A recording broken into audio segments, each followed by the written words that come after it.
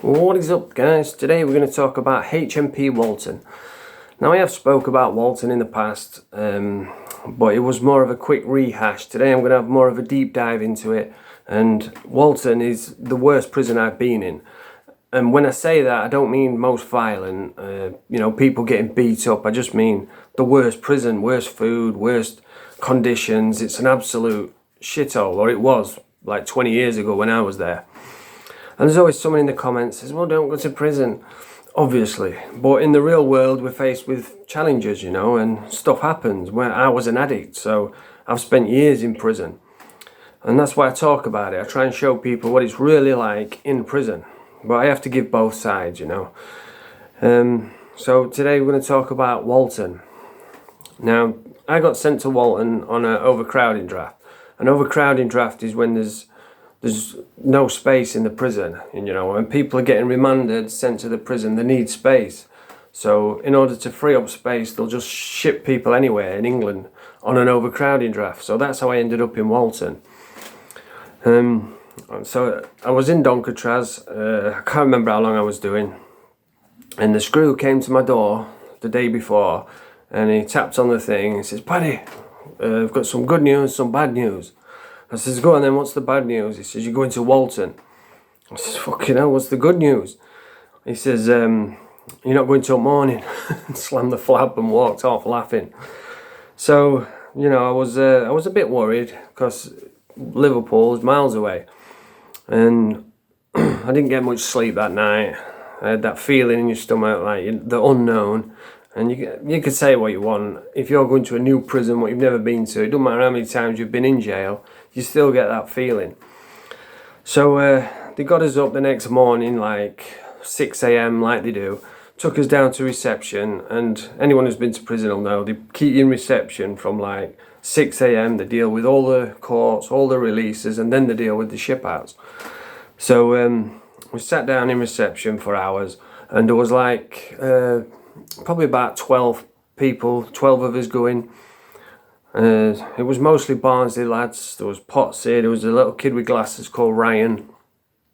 There was a couple of Donny lads, a kid called Ammo, and then there was a couple of stragglers, just little divs. And we was all sat there talking, and there was this one kid, he was a proper little divvy. He had a ponytail, he was skinny as hell, and he was one of those, oh, I'll beat everyone up, I've done this, I've done that. And we were all sat there, just laughing at him. And and he was talking about, he came out one morning, he says, oh yeah, I came out, I was going down for my breakfast, and I had some beef with his kid, so I just grabbed him, threw him over the balcony, and then went down and got my breakfast. And we were all just nudging each other like, yeah, right, of course you did, mate. But yeah, we was all down reception for a while, and I said to myself, I says, I'm going to stay away from that guy because he's going to end up in trouble. And then the bus came to take us to Walton. Now, if you've never been on a sweatbox, it's like, the way I can explain it is, go to your fridge, take everything out of your fridge, go and sit in your fridge, close the door. That's what it's like being on a sweatbox. And on the way to Walton in Liverpool, we got lost. And I couldn't believe it. We was on the sweatbox for like 6 hours, and it was on the radio saying, oh, I don't know where we are. And I swear to God, if you sat on a sweatbox for that long, when we actually got to Walton, I was like, I've never been so happy to get into a prison, you know what I mean? It was like, finally, we're here. So we've got in there, and straight away you could see it was a scruffy, crappy jail.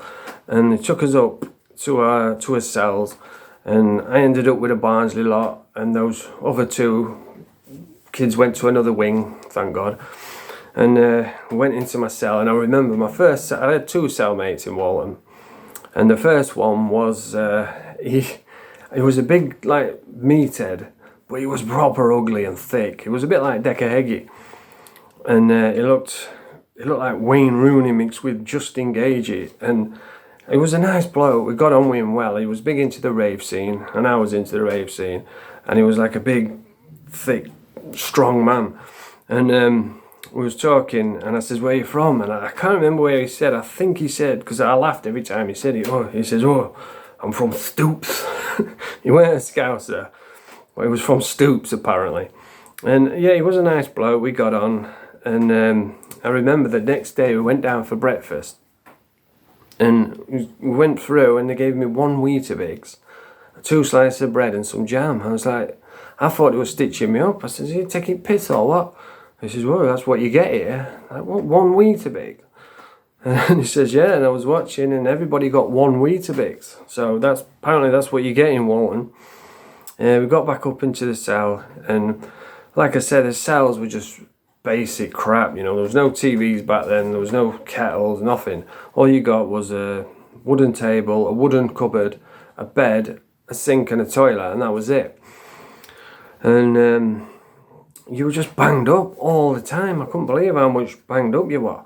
We were banged up so often, nobody came by or out. They just stick you in the cell and just leave you there. And apparently it's a working jail, so until you get a job, you're just banged up all the time. And because you never get out your cell, you want a cup of tea now and again. So what we used to have to do is we used to get an old tin can, fill it with water, hang it from the sink, and then just set a little campfire in the corner of the cell and warm the water up for a cup of tea. I mean, if you did that in anywhere else, like in Doncaster or any other prison, you'd get nicked straight away. Someone would be there, screw would be there, take you off down block, and you'd get nicked. But in Walton, there's just no one there. You were just in your cell all the time. And the food was absolutely crap. But yeah, I got on with my cellmate. He was a decent bloke, and you get association. I don't know what it's like now, but back then, every 3 days you got like an hour out your cell for association, and all it was just like a park bench in front of an old TV and a tiny little pool table. That were it. You got shower once every 3 days. It was just pure bang up. And you got exercise. You got exercise for an hour every day, but by the time you got to the yard, it was time to come back in. It was a right trek. The landings are massive because Walton's a huge jail. And we walked down to the exercise yard. It was a right trek. And I remember I used to hang about with the Barnsley kids, and we was walking around, and one day I said, Paddy, I'm looking around like, who the fuck's that? And he says, who's that? And he says, Paddy, I'm looking around, there's no one there.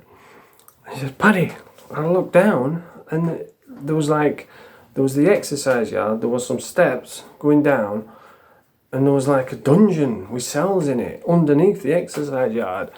And my old mate Kigo from staying here was shouting up, Paddy, I'm down here. I was like, fuck, you know what you're doing down there? He was in the dungeon on basic. It was crazy, it was surreal. And yeah, it'd been put on basic for whatever. I had a chat with him, and then we went back in, and that was exercise. It was a tiny little bloody yard, but it took ages to get there. And yeah, finally we did get a job, and I can't remember what we were doing. It was some sort of polypipe shitty thing where you're screwing lids all day. And one of my cellmate actually got into it with someone.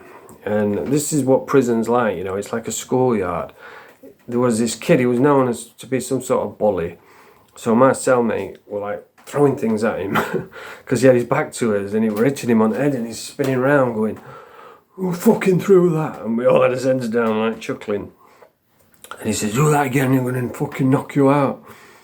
So as soon as he turned around, my cellmate went, wash, and you know what I mean? It's like a kids, you know, kids do that at school, but that's what prison's like. It's like a schoolyard mentality with deadly consequences. And I'm thinking, it's going to kick off here, but it never did. But I remember when we got back to the wing, Potsy came to my cell, and he says, oh, just be aware. He says, that kid might come and try something. So be on your guard. And my cellmate jumps off the bed, and he says, if you try something, I'll take his head and I'll use that window as a cheese grater. It was funny as hell, but he was about that life, you know. He would fight anyone. He was a big old meathead. And but no ever came of it. And I remember we used to spend fucking hours upon hours at the window, just talking out the window. And it's actually quite fun out the window. You know, when you've got no to do all day and you just stood at a window, you can just listen to people talking, people arguing, and there's some funny, good banter at the window. It's just like watching TV. But yeah, it was just bang up all the time. And I can't remember what happened, but I ended up getting moved into a different cell. And they put me in with this little Scouse kid, and he was a proper little rat. And I don't mean that being mean. He literally looked like a rat. But I got on with him, you know. I used to have a laugh with him, used to wind him up. And I wound him up one night, and I was saying, oh, if I saw you went out, because he was in for dealing.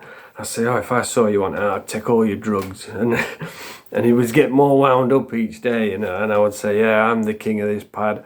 Who's on bottom bunk? Me. And he was getting more and more angry. He jumped off at bed one night. He said, yeah, I'll fucking fight you. Come on then.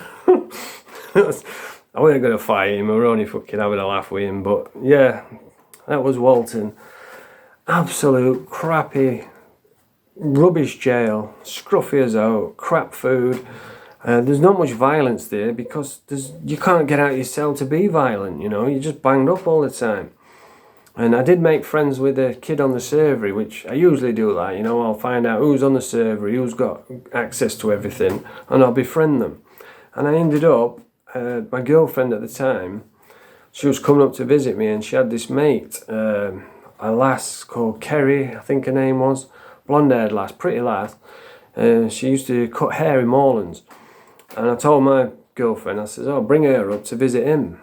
So she brought her up, visited him, and he, you know, he was having a kiss and a cuddle and all that. And he must have never had a fit girlfriend before, because I remember I went down that night for dinner and he was sat giving out on the servery, and he had a picture of her in his hand, and he was showing everyone like, oh look, this is my new girlfriend. I was like, fucking what a loser. But yeah, that was Walton. Absolute shit jail. I didn't have any trouble there because, like I say, you just banged up all the time. But I don't know what it's like now. This is 20 years ago when I was at Walton. But yeah, that was Walton. If you enjoyed the video, press the thumbs up, subscribe to the channel, stay away from prison. It's crap, it's boring, it's depressing, and I've seen things in prison what still haunt me to this day.